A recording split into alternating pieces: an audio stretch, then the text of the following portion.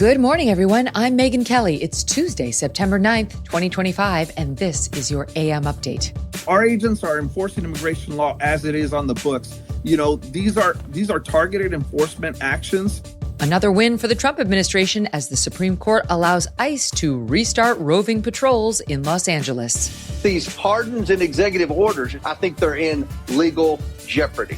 New reports indicate dissent within the Biden DOJ on the controversial pardon process as an oversight committee investigation into the Autopen nears the final stage. Jury selection begins in the case against the man accused of attempting to assassinate then-candidate Donald Trump. And you'll never guess which cabinet secretary reportedly challenged another Trump official to a fist fight. All that and more coming up in just a moment on your AM update. You know all those fad diets? Half of Americans do them. And if you do it enough, you could be at risk of diabetes, liver damage, heart attack, and stroke. Oh, joy. Weight cycling is when you lose 10 or more pounds, but then you put the pounds back, plus a couple more. That puts tremendous strain on your organs and leads to serious health issues over the long haul. Bottom line, most people need help to stop weight cycling. And this is why I want to tell you about non-prescription lean created by doctors. Now, lean is an oral supplement. It's not a GLP-1 injectable. It uses studied ingredients, which lean says target weight loss in three powerful ways. 1, maintaining healthy blood sugar. 2, helping control appetite and cravings. And 3, burning fat by converting it to energy. And of course, burning fat helps keep the weight off. So if you want to lose meaningful weight at a healthy pace and keep it off, consider adding lean to your diet and exercise lifestyle. Get 20% off when you enter MK at takelean.com. That's code MK at takelean.com. The Supreme Court on Monday delivering a win for the Trump administration's immigration crackdown in LA, clearing the way for ICE raids to resume. In an unsigned order, the justices pausing a ruling that restricted ICE stops in much of Southern California as the case works through the courts. A group of immigrants and advocacy organizations suing the government, arguing the raids violated the Fourth Amendment's ban on unreasonable searches and seizures, raising concerns about racial profiling and discriminatory targeting of the Latino community. In July, Biden-appointed federal judge Mame Iwusi Mensah Frimpong barring agents from making stops based on any combination of the following factors: apparent race or ethnicity, speaking in Spanish or accented English, being at a location where illegal aliens are known to gather, and working specific jobs like construction. In early August, the Trump administration appealing to the U.S. Supreme Court after the Ninth Circuit Court of Appeals declined to pause the order. Justice Brett Kavanaugh joining the majority and also writing a separate concurring opinion, concluding, quote, apparent ethnicity alone cannot furnish reasonable suspicion. Under this court's case law regarding immigration stops, however, it can be a relevant factor when considered along with other salient factors. The justice continuing, quote, here those circumstances include that there is an extremely high number and percentage of illegal immigrants in the LA area, that those individuals tend to gather in certain locations to seek daily work, that those individuals often work in certain kinds of jobs, such as day labor, landscaping, agriculture, and construction, that do not require paperwork and are therefore especially attractive to illegal immigrants, and that many of those illegally in the Los Angeles area come from Mexico or Central America and do not speak much English. National Border Patrol Council President Paul Perez explaining Monday on Fox News how officers determine if there is enough reasonable suspicion to constitutionally stop an individual. Our agents are enforcing immigration law as it is on the books. You know, these are targeted enforcement actions. You know, we use a number of factors to determine where we're going to go and who we're going to go after. And many of these people, they run as soon as our agents and officers get there. So that as well is an articulable fact that can be used for reasonable suspicion. And we can go after them, we can chase them down, and then our investigation begins to determine whether this person's legally or illegally in the country, and then we take them into custody based on, you know, the answers that they give. You know, Karen Bass and those other Democrats that are demonizing our agents, they need to stop because it makes it a lot more dangerous for our agents to do the job that they were trained and swore to do. Justice Kavanaugh also issuing yet another rebuke of judicial overreach, writing, quote, federal judges may have views on which immigration policy approach is better or fairer, but judges are not appointed to make those policy calls. We merely ensure in justiciable cases that the executive branch acts within the confines of the Constitution and federal statutes. 3 liberal justices, all dissenting, with Justice Sonia Sotomayor writing, quote, the Fourth Amendment protects every individual's constitutional right to be free from arbitrary interference by law officers. After today, that may no longer be true for those who happen to look a certain way, speak a certain way, and appear to work a certain type of legitimate job that pays very little. Attorney General Pam Bondi posting on X, quote, another massive victory at the Supreme Court from the DOJ attorneys, this time defending ICE.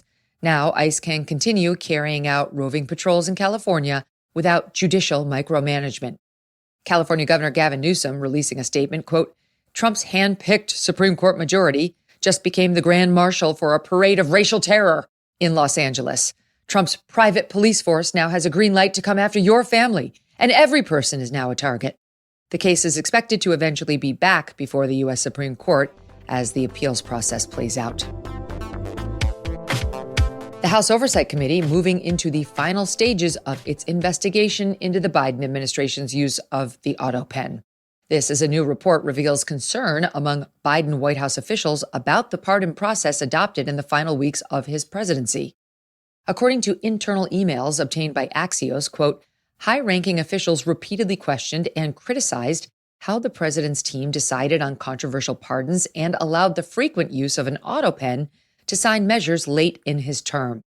Under President Biden, 4,225 people were granted clemency, Pew Research finding 95% of those actions occurring in the last 3.5 months of his term. Among the controversial acts, 37 death row sentences converted to life without parole. A January 17th statement attributed to Mr. Biden, reading, quote, I am commuting the sentences of nearly 2,500 people convicted of nonviolent drug offenses who are serving disproportionately long sentences. These acts of clemency all signed with the Autopen, a mechanical device used to replicate the president's signature. Axios reporting that multiple senior DOJ officials within the Biden administration raised concerns about the process created by the White House counsel's office. A DOJ ethics attorney at the time writing a memo calling the recipients nonviolent was untrue or at best misleading, writing, quote, unfortunately, and despite repeated requests and warnings, we were not afforded a reasonable opportunity to vet and provide input on those you were considering. The lawyer then providing a list of violent offenders who received clemency from Mr. Biden, including a man who pleaded guilty to killing a woman and her 2-year-old daughter. Congressional investigators also reviewing executive orders and other directives signed by good old Autopen, raising questions about the validity of a wide range of those actions. In July, former President Biden admitting to the New York Times that he did not sign off on each pardon, but rather on broad sets of criteria. Last week, investigative journalist John Solomon reporting on a separate Trump White House-led inquiry into the Biden administration's use of the Autopen to grant clemency, finding there were 4 meetings from December 2024 through January 2025 in which President Biden was said to have given, quote, verbal approval to proceed. However, Solomon reports the National Archives, responsible for maintaining documents from administrations past, possessed no staff notes that could confirm President Biden attended any of those meetings. Congressman James Comer reacting to that reporting late last week on Fox. One thing that is consistent with all the memos and with all the emails that we're receiving from the National Archives, as well as the testimony from the Biden inner circle, is the fact that no one in the White House saw Joe Biden very often, especially during the last 6 months of his presidency. One of the things that Andrew Bates said that is consistent with everyone else is even though he was one of Joe Biden's top deputies, he would only see Joe Biden once a month, and that included seeing him in the hall or seeing him from a distance. As far as up-close, face-to-face interaction, it was very seldom. Maybe even, a couple of times a year. That's consistent with what Ian Sams told us in our last transcribed interview. He said that he only saw Joe Biden 2 times in 2 years. These people in the Biden White House covered for Joe Biden's cognitive decline. I think that these pardons and executive orders, especially in the last few months of the Biden presidency, I think they're in legal jeopardy. The Oversight Committee set to interview former White House Press Secretary Karine Jean-Pierre and former White House Chief of Staff Jeff Zients in the coming weeks. Chairman Comer previously indicating the investigation could result in criminal referrals to the DOJ. Coming up, day one of jury selection in the trial of the man accused of attempting to assassinate President Trump, and it's already a spectacle. And seemingly mild-mannered Treasury Secretary Scott Bessent reportedly challenging another Trump official to a fight. The details next. Cozy Earth's pajamas and blankets are soft, breathable, and so cute. You're going to start planning your evenings around them. Let's talk about the bamboo stretch knit pajamas. The fabric is insanely soft, sketchy, and lightweight. You can wear it way past bedtime. It could be your all-day cozy uniform. Confession, it has been mine many days. Then there's the bubble cuddle blanket. This thing transforms your couch or your bed. The plush, textured faux fur is not just stunning, it's nap-inducing. Abigail Finan and I argued over the one we had. Binge sessions, she won. I mean, I love her. Book reading, chilly nights, it elevates all of it. And here's the best part. Cozy Earth backs everything with a 100-night sleep trial and a 10-year warranty on blankets. Lifetime guarantee on apparel. How about that? Go to CozyEarth.com, use code Megyn at checkout for up to 40% off your new favorite pajama set and blanket. That's CozyEarth.com, code Megyn. And if you get a post-purchase survey, be sure to let them know you heard about Cozy Earth right here. Elevate your downtime with Cozy Earth. Jury selection underway in the federal trial of Ryan Ruth, the suspect accused of attempting to assassinate then-candidate Trump last September at Mr. Trump's West Palm Beach golf course. The defendant, though not a lawyer, opting to represent himself. He faces 5 total charges, including the attempted assassination of a presidential candidate, assaulting a federal officer, being a felon in possession of a firearm and ammo, and possession of a firearm with an obliterated serial number. Federal Judge Aileen Cannon agreeing to allow Ruth to represent himself, though ruling his public defenders must serve as standby counsel. The trial is taking place in the Southern District of Florida. That's the same court where Judge Cannon oversaw other Trump-related cases. If the pretrial phase is any indication, Judge Cannon may have her work cut out for her in her courtroom. At the final pretrial hearing, Ruth filing a motion laced with inflammatory language, at one point requesting, quote, a round of golf with the racist pig, apparently a reference to President Trump. He wins, he can execute me. I win, I get his job. Sorry, Hillbilly Vance. Oh boy. If convicted, Ruth faces up to life in prison. He has pleaded not guilty. Former Assistant U.S. Attorney Andy McCarthy Monday on Fox News, warning Ruth could attempt to turn the trial into a spectacle. It'll be an attempt to sow chaos. I'll have to say attempt because I would assume that if Routh was not capable of, forming coherent thoughts, he wouldn't be on trial. And you have a constitutional right to represent yourself, but it doesn't change the rules of the trial. So he will try to make it chaotic, make it incoherent, make it very hard to proceed. The judge will have to try to keep that reined in while allowing him to represent himself. And the Justice Department prosecutor is going to have to be very professional and just play it by the book. She can sanction him if he operates outside the rules. He's capable of representing himself. The lawyers are there to be consulted with and to do things like if he decides to testify in his own behalf, they can put the questions to him as he directs. But their role in the case is really consultation. It's not to actually defend him as lawyers. Ruth arriving to court yesterday morning wearing a gray suit with a red striped tie, his ankles cuffed, preparing to interview prospective jurors. Can you imagine? NPR reporting Judge Cannon rejecting some of Ruth's proposed questions, including some about jurors' attitudes toward Palestine and a proposal that the U.S. purchase Greenland, noting the, quote, politically charged nature of those inquiries. Prosecutors say Mr. Ruth set up a sniper hideout near Trump International Golf Club on the morning of September 15th, where then-candidate Trump was set to play golf later that day. In the early afternoon, Secret Service agents spotting the barrel of a rifle poking out of the bushes along the course. Agents opening fire, the suspect escaping, though, through the trees. Approximately 40 minutes later, authorities apprehending Mr. Ruth on the interstate. Police recovering handwritten notes with dates of venues where Mr. Trump had appeared or was scheduled to, 2 cell phones, and a handwritten letter titled Dear World, stating, quote, "This was an assassination attempt on Donald Trump, but I am so sorry I failed you." Opening statements are scheduled for Thursday. The trial expected to last 2 weeks. 2 top Trump officials reportedly clashing at a private dinner party in Washington last week, a confrontation that, according to Politico, nearly turned physical. About 30 guests gathering in the ultra-exclusive new Executive Branch Members-Only Club, co-founded by Donald Trump Jr. in Georgetown, for its inaugural dinner.